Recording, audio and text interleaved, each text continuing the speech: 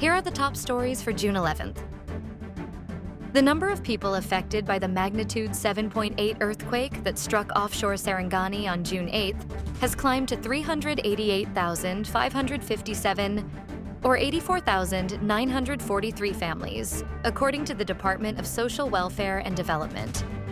In its 6 a.m. report on Thursday, June 11th, the agency said the affected population spans Zamboanga Peninsula, Davao Region, Sarangani, and Bangsamoro Autonomous Region in Muslim Mindanao. Of the total, 9,028 individuals, or 2,109 families, are currently staying in evacuation centers, while 30,265 individuals, or 7,480 families, are taking shelter with relatives or friends. DSWD also reported that 3,330 houses have been totally damaged, while 15,284 others have sustained partial damage. Humanitarian assistance has so far reached 28.5 million pesos. The agency said it has 755 million pesos in quick response funds available, along with 4.4 billion pesos worth of food and non-food items prepositioned in warehouses nationwide. Meanwhile, the Philippine Institute of Volcanology and Seismology said aftershocks have reached 3,019 as of 10 a.m. Thursday, ranging from magnitude 1.2 to 6.4. Of these, 61 have been felt. The House of Representatives has raised at least 9.29 million pesos in donation pledges for the victims of the 7.8 magnitude earthquake that struck Sarangani and nearby provinces in Mindanao.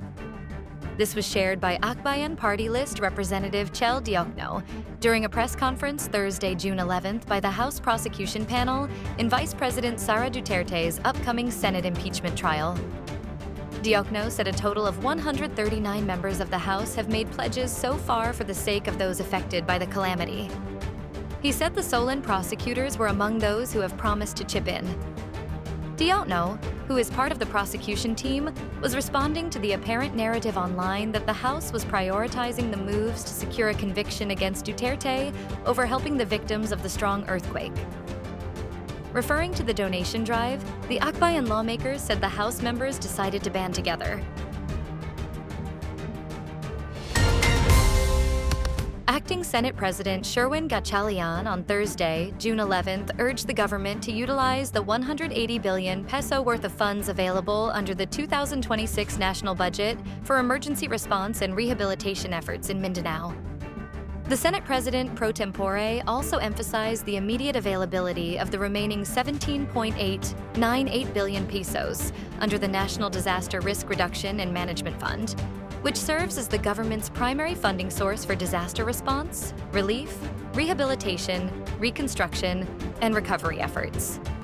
Other available funds for disaster-related response include 32.307 billion pesos under the Local Government Support Fund financial assistance to local government units, 15.897 billion pesos under the Contingent Fund, and 8.163 billion pesos under the Quick Response Fund of various line agencies.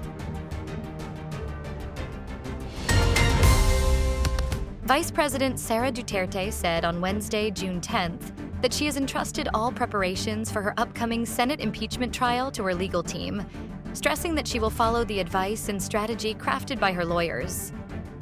In an interview in General Santos City, Duterte said she has deliberately stepped back from handling the details of her defense, despite being a lawyer herself.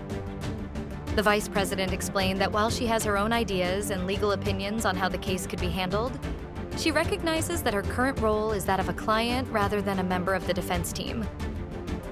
Duterte said she instructed her lawyers to keep the legal team small to ensure efficient communication and decision-making as they prepare for the proceedings.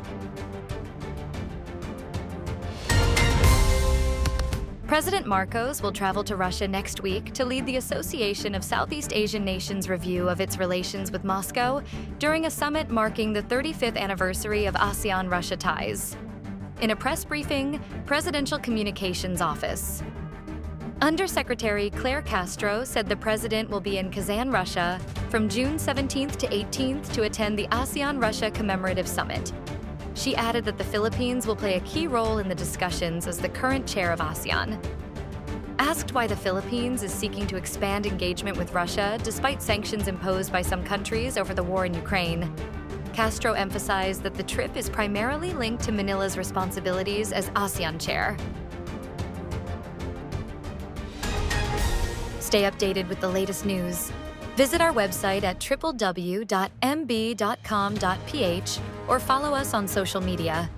Thanks for tuning in to the Manila Bulletin Daily Rundown.